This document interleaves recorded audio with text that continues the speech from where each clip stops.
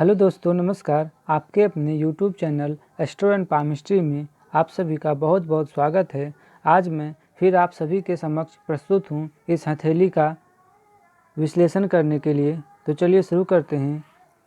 सबसे पहले अगर हम इनकी हथेली को देखें तो ये हथेली देखने में ही बेहद ही साधारण आपको मालूम पड़ेगी। वास्तव में यह हथेली साधारण है भी। अगर हम इनकी हृदय रेखा को देखें तो काफ़ी गहरी है और बड़ी मुश्किल से यह यूं कहें कि शनि और गुरु पर्वत के मध्य तक ही पहुंची है। एक हल्की रेखा इससे निकलकर द्विशाखी हुई है और गुरु पर्वत तक बड़ी मुश्किल से पहुंची है। हालांकि इस प्रकार की रेखा का हथेली में कोई विशेष प्रभाव ना ही कहा जाना उचित है, कारण कि जहां आपको ये हृदय रेखा इतनी गहरी दिखाई पड़ेगी, वहीं इससे एक शाखा निकलकर आपको जो दिखाई पड़ेगी वो इतनी धूमिल सी नज़र आएगी। और ये वास्तव में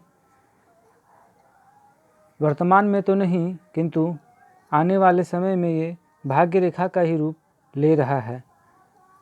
जब हथेली में इतनी गहरी रेखा होना शुभ नहीं कहा जाता, हृदय रेखा का इतना गहरा होना निश्चित ही हृदय की कमजोरी को दर्शाता है, व्यक्ति को कुंठाग्रस्त बनाता है।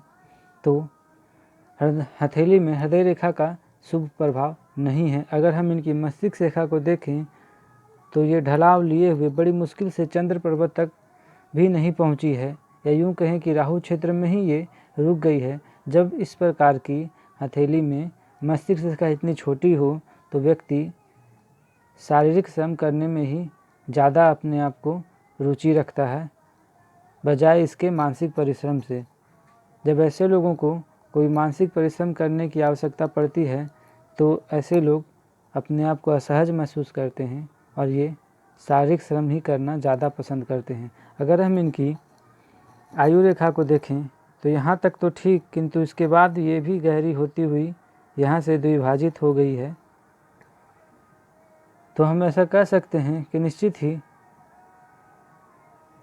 31 वर्ष के बाद इन्हें मोटापा, शुगर, इस तरह की डायबिटीज़, इस प्रकार की समस्या इन्हें ज़रूर घेर लेगी और इन्हें परेशान करती रहेगी। आप अगर इनकी हथेली को देखेंगे तो इनकी हथेली में भाग्य रेखा का भी अभाव है। भाग्य रेखा का आप इसे मान सकते हैं, किंतु इसका फल भी ना के बराबर ही मिलेगा, क्योंकि ये काफ़ी धूमिल है और उसके बाद भी ये 35 वर्ष के बाद शुरू हुई है, दिखाई पड़ेगी आपको।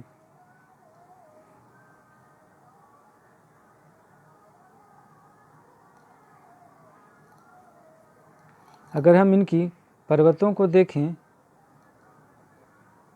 तो गुरु पर्वत का भी अभाव इनकी हथेली में आपको दिखाई पड़ेगा।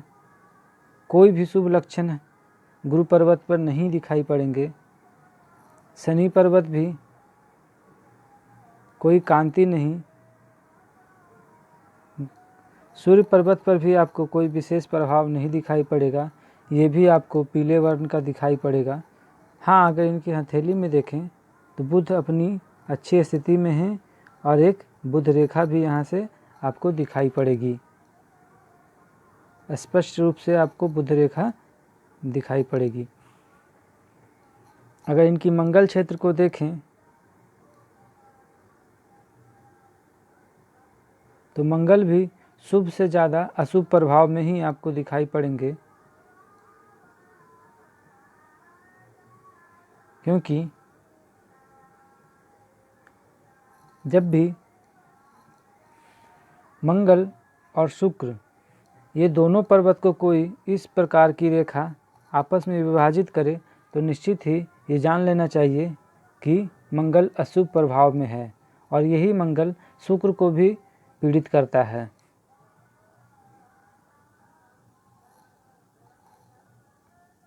अगर हम इनकी शुक्र पर्वत को देखें तो ये भी कोई विशेष शुभ फल में नहीं है।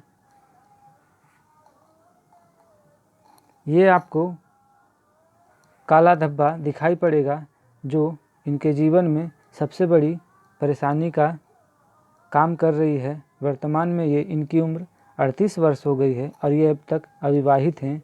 विवाह ना होने का कारण आपको मालूम पड़ेगा, एक तो ये, दूसरा विवाह रेखा का इतना गहरा होना, और वो भी उंगली के बिल्कुल, या यूँ कहें कि आधे से अधिक उंगली से बिल्कुल सटी हुई ही आपको मालूम पड़ेगी। तीसरी, गुरु पर्वत का अभाव होना, कोई शुभ चिन्ह इस पर ना होना। ये 3 मुख्य कारण आपको दिखाई पड़ेंगे जिसकी वजह से इनके विवाह में इतना विलंब हो गया है। विवाह का योग इनकी हथेली में बेहद ही कम है। अगर चंद्र पर्वत को देखें तो चंद्र अपनी अच्छी स्थिति में है, कोई विशेष परेशानी की बात नहीं है चंद्र को लेकर, सामान्य उभार में है। राहु अच्छी स्थिति में नहीं आपको दिखाई पड़ेंगे, काफ़ी यहाँ पे छोटे छोटे दाग धब्बे दिखाई पड़ेंगे। तो राहु भी इनकी हथेली में शुभ फल नहीं दे रहा है, जबकि केतु अच्छी स्थिति में है, केतु इनकी हथेली में शुभ हैं। तो कुल मिलाकर अगर इनकी हथेली को देखा जाए तो बुध और केतु ही मुख्य वो ग्रह हैं जिसकी वजह से इनका जीवन लीला चल रही है। नहीं तो अगर इनकी हथेली में अन्य पर्वतों को देखा जाए तो बेहद ही साधारण और खराब स्थिति में है।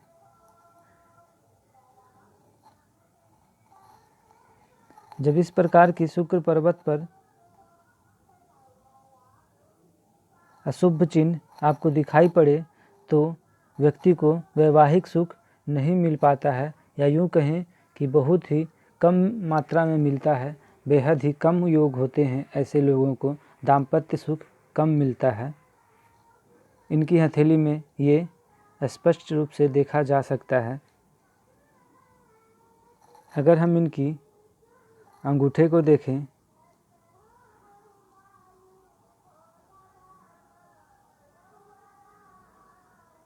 तो तीसरा परुआ ही आपको सबसे बड़ा दिखाई पड़ेगा। तो जब इस प्रकार का व्यक्ति का तीसरा परुआ बड़ा दिखाई पड़े और इस पर कोई भी शुभ चिन्ह आपको नहीं दिखाई पड़ेंगे, और विशेषकर अगर गौर से देखेंगे तो यहाँ पर भी आपको एक काला धब्बा दिखाई पड़ेगा।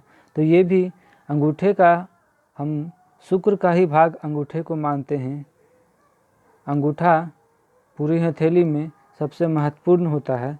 अंगूठे को देखकर ही व्यक्ति का व्यक्तित्व को बताया जा सकता है। ऐसे लोगों को जब ये पहला परुआ, माफ़ कीजिएगा, जब ये तीसरा परुआ अन्य दोनों परुए से बड़ा हो तो व्यक्ति अपना निर्णय बार बार बदलता रहता है। ऐसे काफ़ी ऐसे लोग भ्रमित हो जाते हैं, अपनी बातों पर अडिग नहीं रहते हैं, बार बार अपने निर्णय को बदलते हैं। ऐसी समस्या इनकी हथेली में देखी जा सकती है। और जब अंगूठे पे इस प्रकार का काला तिल या इस तरह का काला धब्बा दिखाई पड़े तो निश्चित ही व्यक्ति को अपमानित होना पड़ता है, अपमान का सामना करना पड़ता है। तो ऐसी समस्या इनके साथ आ सकती है। इनकी अंगूठे में आपको यव का भी चिन्ह नहीं दिखाई देगा।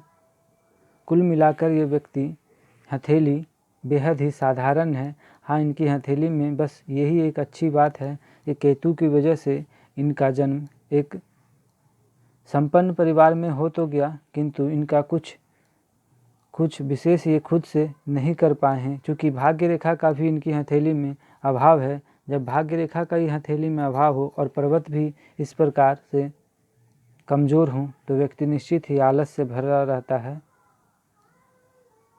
और जीवन में पीछे रह जाता है। हर काम में इन्हें परेशानी का सामना करना पड़ता है। धन के लिए, शिक्षा के लिए, हर क्षेत्र में इन्हें बाधा ही मिलती है।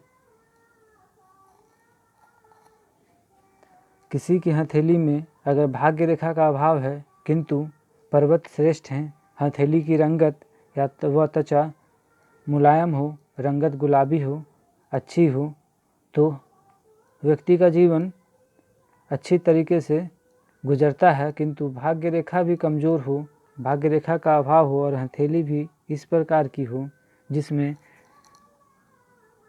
आपको पीले पीले ये रंगत पीत वर्ण की दिखाई पड़ेगी, तो इस प्रकार की हथेली में निश्चित ही भाग्य कमज़ोर होता है, तो पूरा जीवन में हर क्षेत्र में परेशानी आती ही आती है। तो जब इस प्रकार की शुक्र पर्वत पर हो तो हथेली में भाग्य रेखा का अभाव हो तो भाग्य का साथ नहीं मिलता। हर क्षेत्र में बाधाएं व्यक्ति को परेशान करती है। शुक्र की ऐसी स्थिति होने पर वैवाहिक सुख नहीं मिल पाता है। हाँ, अगर गुरु की स्थिति यहाँ पर अच्छी होती, यहाँ पर गुणक का चिन्ह होता या स्वास्तिक का चिन्ह का निर्माण हो गया होता, तब भी व्यक्ति का विवाह